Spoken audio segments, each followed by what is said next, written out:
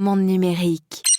Les clouds, je les vois un peu comme un grand panier dans lesquels on va mettre des œufs et puis on va mettre plein de chaînes autour et on va prier pour que tout n'explose pas. Bon, bah, nous, on met chaque œuf dans un panier différent.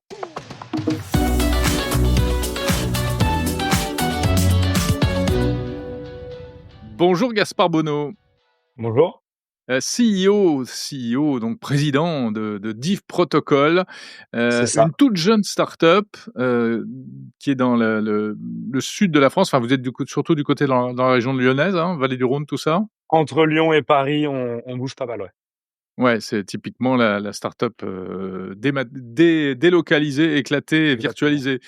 Et puis surtout, c'est une start-up qui a une particularité. Vous êtes 3 cofondateurs très jeunes. On va en parler, vous allez nous raconter ça. Mais d'abord, qu'est-ce que c'est que Div Protocol? Une solution de sécurisation des données via la blockchain. On est donc dans le Web 3.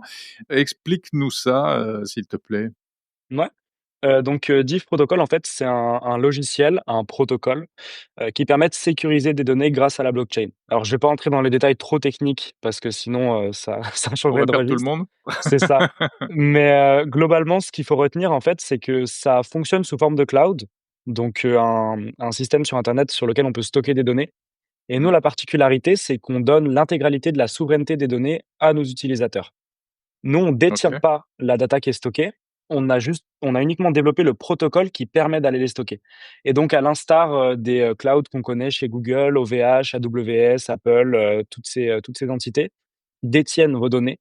Nous, on les détient pas, on est seulement l'outil qui va permettre de les stocker et ça, c'est un enjeu OK. majeur parce que ça permet, comparé à toutes ces sociétés qui peuvent utiliser à leur escient, les données, nous, on n'a pas la main dessus vous êtes, le propriétaire de celles-ci. D'accord. Mais elles sont bien stockées quelque part? C'est ça. Elles sont, stockées sur un système. Alors aujourd'hui, on utilise IPFS. On est en train de développer d'autres choses pour être plus performant. C'est des réseaux, en fait, décentralisés. Donc au lieu que toutes les données soient stockées sur un seul serveur, elles sont stockées par petits bouts dans des milliers de serveurs dans le monde et donc ça fait Ah qu'en oui. cas d'attaque sur un serveur ou en cas, d'un serveur qui pourrait brûler, par exemple, comme ça c'était le cas il y a pas longtemps, là, il y a aucun problème sur vos données, elles ne seront pas perdues, vu que si elles crament sur un serveur, elles seront automatiquement stockées sur un autre serveur et ce, partout dans le monde. C'est la technologie blockchain qui est C'est présente sur les NFT et les cryptomonnaies qu'on réutilise, en fait. D'accord, et sinon, ce stockage-là, c'est du peer to peer? Oui, c'est un ré alors le réseau qu'on utilise actuellement, donc International, Pla IPFS, IPFS, c'est mieux. je vais me perdre. C'est un réseau peer-to-peer alors Ouais. pour rentrer plus dans le technique, le seul problème de ce réseau-là, c'est qu'au niveau des agrégateurs, ils peuvent émettre des requêtes de façon individuelle pour récupérer la data et c'est quelque chose qui peut compromettre potentiellement la sécurité à long terme. C'est pour ça que nous, on est en train de développer un type d'IPFS qui va nous permettre de stocker ces données-là, et d'assurer la sécurité complète. Mais oui, ça rejoint un réseau peer-to-peer. OK. Donc on comprend bien que c'est une solution qui est vraiment, très technique, hein, qui se situe dans des couches un peu basses quand même, Ouais, c'est bien pas sûr. des choses qu'on voit, c'est pas, frontal pour l'utilisateur. Malgré tout, quelles sont les applications? Qui peut utiliser, votre solution? Qui pourra utiliser votre solution? Alors aujourd'hui, nous, on se déploie principalement sur du B2B.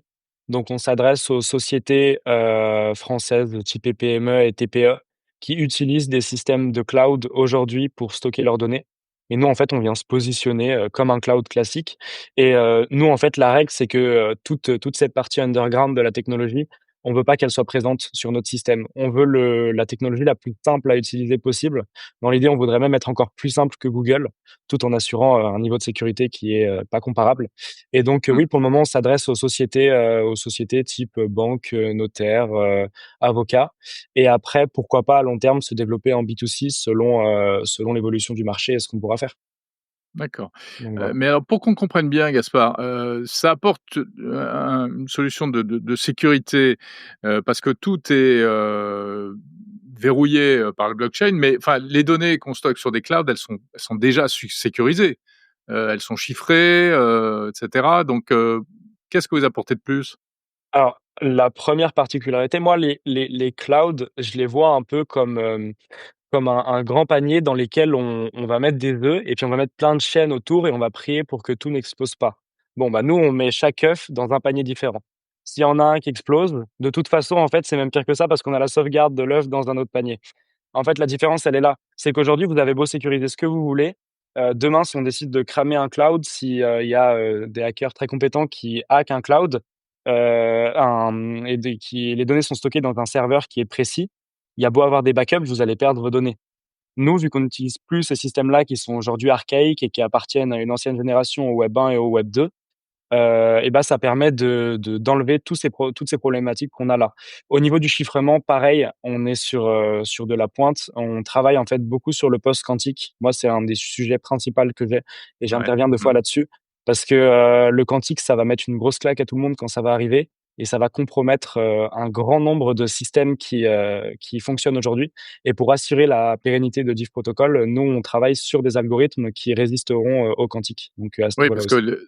le risque, c'est que ces ordinateurs quantiques hyper puissants, soient capables de déchiffrer les clés de chiffrement qu'on utilise tous aujourd'hui, pour les banques, même nos données personnelles, et cetera, en fait. Complètement, puis il y a tout un débat là-dessus parce que même s'il y a des aujourd'hui, on utilise des protocoles de chiffrement qui se considèrent comme étant post-quantiques. Il y a un énorme débat parce qu'en fait, on peut pas considérer être post-quantique tant qu'on n'aura pas la réelle idée de ce un ordinateur quantique performant est capable de faire. Ouais. Et Mmh donc c'est mh. pour ça que nous, pour le moment, on y va à tâtons et on préfère travailler en collaboration avec les grosses sociétés qui développent ces protocoles pour être assuré d'avoir la technologie à la pointe et d'être toujours au maximum de ce qu'on peut techniquement faire, sur terre. Donc pour vous, la réponse, c'est la blockchain? Oui, le de toute façon, si on veut atteindre un niveau de sécurité important aujourd'hui et devenir les leaders dans cette sécurisation et cette propriété, cette souveraineté des données, on a besoin de travailler sur la blockchain, c'est évident et dans les années à venir, ça va remplacer le monde. Mais encore une fois, le Web3 aujourd'hui, c'est quelque chose de très niche, de très connoté, assez mal vu, Mmh. parce qu'en fait, C'est c'est vrai. compliqué d'accès et pour monsieur et madame tout le monde qui souhaite se mettre dedans, il y a énormément de barrières à l'entrée. Et nous, notre travail, c'est ça, c'est de casser une à une ces barrières à l'entrée pour que sur la façon d'utilisation, on soit sur une application type Web 1, Web 2, qu'il y ait pas de différence, en fait. Mmh.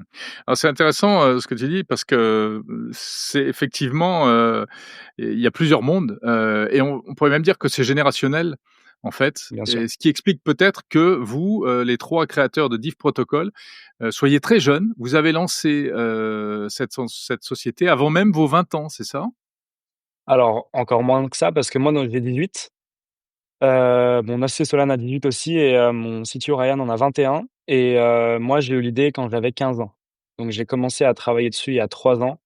Et D'accord. au bout d'1 an, on a commencé à avoir quelque chose qui commençait à tourner et là, tout s'est réellement accéléré, il y a 1 an avec, l'incubation chez Cube3, donc à Angers, qui est un incubateur à start-up, européen et depuis, avec une première levée de fonds, l'acquisition de clients et tout ça, quoi. OK. Donc là, vous en êtes où actuellement? Vous avez fait une première levée de fonds, ce qu'on appelle du love money, c'est-à-dire c'est auprès de vos proches, et cetera? C'est ça. Alors C'est attention sur un la peu connotation élargi? love money, même si je le dis moi, je fais Ouais. toujours attention parce que ça a vite la connotation, c'est papa et maman qui ont mis 25 000 chacun. Pas moi, je peux le dire, papa et maman ont mis 1 000 € chacun. Donc D'accord. voilà et on a levé 51 000. Donc non, on a surtout ciblé des gens qu'on a connus sur les 3 dernières années parce que, à force d'être, présent à beaucoup d'événements, on a pu rencontrer du monde et donc on a ciblé 19 investisseurs ils sont les leaders dans certains domaines, donc dans la banque, dans l'informatique, on a des financiers aussi et le but, ça a été de réunir une équipe qui soit non seulement un avantage financier au début, puisque nous, on avait besoin de finances pour continuer à se développer, mais qui ait une réelle utilité, sur l'avancée de la boîte et c'est des gens avec qui on travaille, en fait, aujourd'hui, constamment dès qu'on a un problème ou dès qu'on veut être éclairé et donc oui. Donc voilà, une première levée de fonds qu'on a fait il y a, on l'a clôturée en novembre 2024. D'accord, et les prochaines étapes, c'est quoi? Alors là, pour le moment, nous, on est en testnet, donc on a développé la première version de la technologie, «viable» entre guillemets, qu'on va lancer, dans une vingtaine de sociétés. Le but, c'est d'avoir un maximum de retours et de pouvoir améliorer, notre technologie.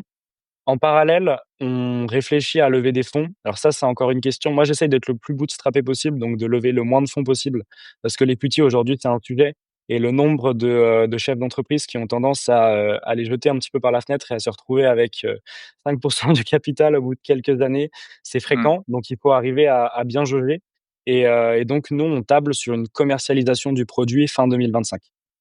Fin Donc 2025. Vous voilà. pensez que vous aurez quelque chose de commercialisable à la fin de cette année, là? C'est ça. Aujourd'hui, on a un produit qui est bon, mais qui nécessite encore, un retour, en fait, du marché pour qu'on puisse réellement comprendre l'attente de nos clients, travailler toute cette expérience utilisateur pour pouvoir le lancer et que ce soit un succès. Et comment vous vous situez par rapport à enfin, qu'il y a de la concurrence sur ce marché qui est très naissant, en fait? Alors ça, en fait, ça dépend à quel degré est-ce qu'on considère nos concurrents. Si on considère nos concurrents sur un degré large, donc qu'on prend, typiquement les clouds, oui, on a de la concurrence, évidemment. On a Google Drive, on a AWS, on a, Mmh. beaucoup de clouds. Maintenant, si on va sur le cloud décentralisé, là, la concurrence est très réduite et globalement, le marché, se Oui, je compose pensais de plutôt à petites ça. sociétés émergentes. Ouais, ouais, bien sûr.